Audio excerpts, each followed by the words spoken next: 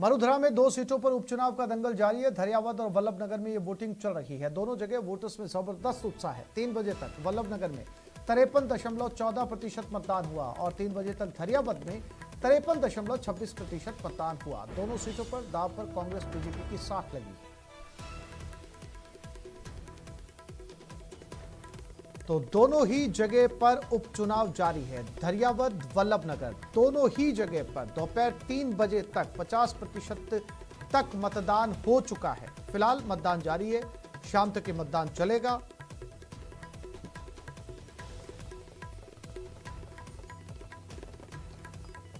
(53.14% मतदान वल्लभनगर में 3 बजे तक और धरियावद में 53.26% मतदान।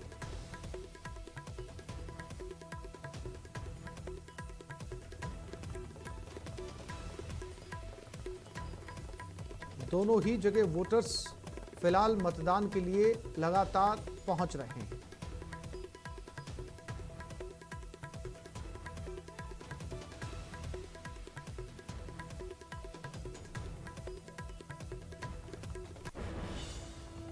वल्लभनगर विधानसभा उपचुनाव के लिए आज हुए मतदान के दौरान राजनीतिक हार जीत के कयासों के बीच बड़ी खामोशी के साथ कुछ लोगों के हौसले और जीवन के प्रति सकारात्मक दृष्टिकोण की इबारत लिखी गई। जी हां, उपचुनाव में इस बार बूथ नंबर 235 सबसे खास रहा। चुनाव आयोग के नवाचार के तहत इस मतदान केंद्र पर सभी दिव्यांग कर्मचारियों को नियुक्त किया गया। इसका मकसद दिव्यांगों को लेकर समाज की सोच को बदलना है।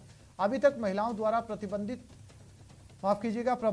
बूथ बनाए जाते हैं, लेकिन इस बार उपचुनाव में नवाचार किया गया। कुल मतदान केंद्रों यानी 310 में से 31 मतदान केंद्रों पर दिव्यांगों की संख्या अधिक है।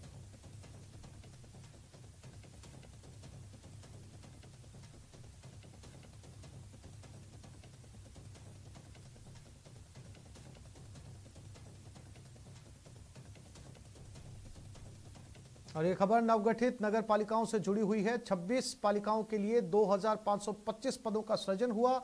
सीएम गहलोत ने प्रस्ताव को मंजूरी दे दी। नई पालिकाओं में कार्यों का सुचारू संचालन होगा। युवाओं को रोजगार के अवसर उपलब्ध होंगे। सफाई कर्मचारी के 2114 पद शामिल हैं।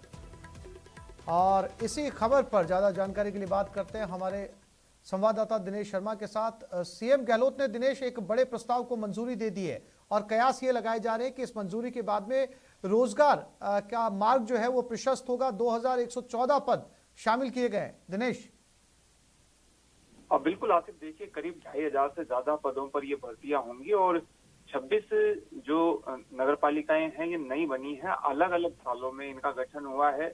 2020-21 का जो बजट था उसमें 17 नई नगर पालिकाएं बनी है और इसके साथ ही पिछले के सालों में 2013-14 में बनी है 5 नगर पालिकाएं और एक जो नगर पालिका है वो 2016-17 में बनी है। तो ये जो नई नगर पालिकाएं बनी है इनमें नए पदों के सृजन को मंजूरी सीएम अशोक गहलोत ने दी है।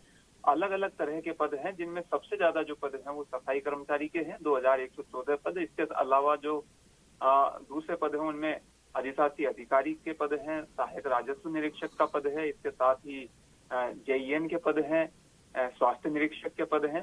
तो करीब ये जो पद हैं जो मैंने अभी गिनाए ये 26 पद हैं। इसके साथ ही कनिष्ठ सहायक के 52 पद हैं, फोर्थ क्लास के 78 पद हैं और चौकीदार के 26 पद हैं। तो ये तमाम जो पद हैं इन पर सफाई की प्रक्रिया आगे बढ़ेगी और ये जब प्रक्रिया जी दिनेश जी दिनेश, आप बने रहिएगा। मैं फिर से आपके पास लौट रहा हूं। एक और खबर बता दें दर्शकों को, राजस्थान रिफाइनरी को रफ्तार मिलेगी। 150 करोड़ अतिरिक्त बजट की मंजूरी दे दी गई है। मुख्यमंत्री अशोक गहलोत ने यह मंजूरी दी है। रिफाइनरी के कार्य को अब गति मिलेगी, प्रोजेक्ट समय पूरा हो सकेगा। इसी को लेकर सीएम गहलोत ने ट्वीट कर लिखा है, एचपीसीएल राजस्थान रिफाइनरी लिमिटेड की अंश पूंजी में राज्य सरकार की 26% हिस्सेदारी के तहत 260 करोड़ रुपए के भुगतान पर सहमति देते हुए 150 करोड़ रुपए के अतिरिक्त बजट प्रावधान को मंजूरी दी है।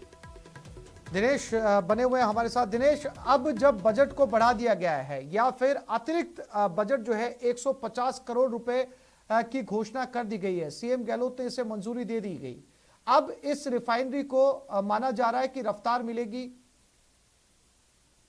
बिल्कुल, देखिए राज्य सरकार ये चाहती है कि रिफाइनरी का काम जल्द से जल्द पूरा हो और मुख्यमंत्री अशोक गहलोत खुद लगातार जो रिफाइनरी के काम है उसकी मॉनिटरिंग कर रहे हैं। बार बार बैठक उन्होंने ली है, पिछले दिनों भी कई समीक्षा बैठक ली और बार बार ये निर्देश दिए कि रिफाइनरी रिफाइनरी का काम जल्द से जल्द पूरा हो ताकि प्रदेश को उसका पूरा फायदा मिल पाए और यहाँ के जो युवा हैं उन्हें रोजगार भी मिल पाए। तो राज्य सरकार, क्योंकि राज्य सरकार की जो अंश पूंजी है इसमें 26% रहने वाली है हिस्सेदारी, उसके तहत आज ये मंजूरी दी गई है। 150 करोड़ रुपए की अतिरिक्त बजट को मंजूरी दी गई है, जिसमें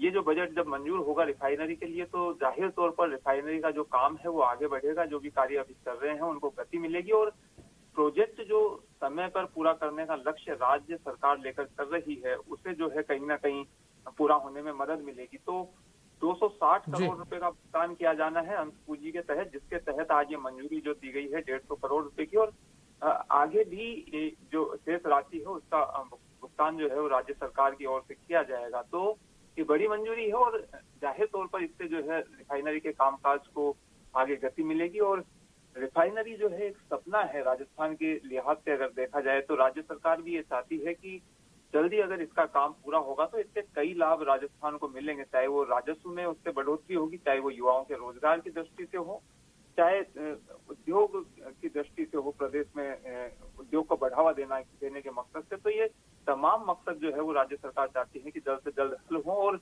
इसीलिए राज्य सरकार का पूरा फोकस है रिफाइनरी पर। जी दिनेश, जानकारी के लिए आपका धन्यवाद। और रिफाइनरी को लेकर सीएम गहलोत ने ट्वीट कर लिखा है, एचपीसीएल राजस्थान रिफाइनरी लिमिटेड की अंश पूंजी में राज्य सरकार की 26% हिस्सेदारी के तहत 260 करोड़ रुपए के भुगतान पर सहमति देते हुए 150 करोड़ रुपए के अतिरिक्त बजट प्रावधान को मंजूरी दी है। इस मंजूरी से राजस्थान रिफाइनरी के कार्य को गति मिलेगी और प्रोजेक्ट समय पर पूरा हो सकेगा। राज्य सरकार राजस्थान के विकास की दृष्टि से महत्वपूर्ण इस परियोजना को शीघ्र पूरा किए जाने को लेकर संकल्पबद्ध है।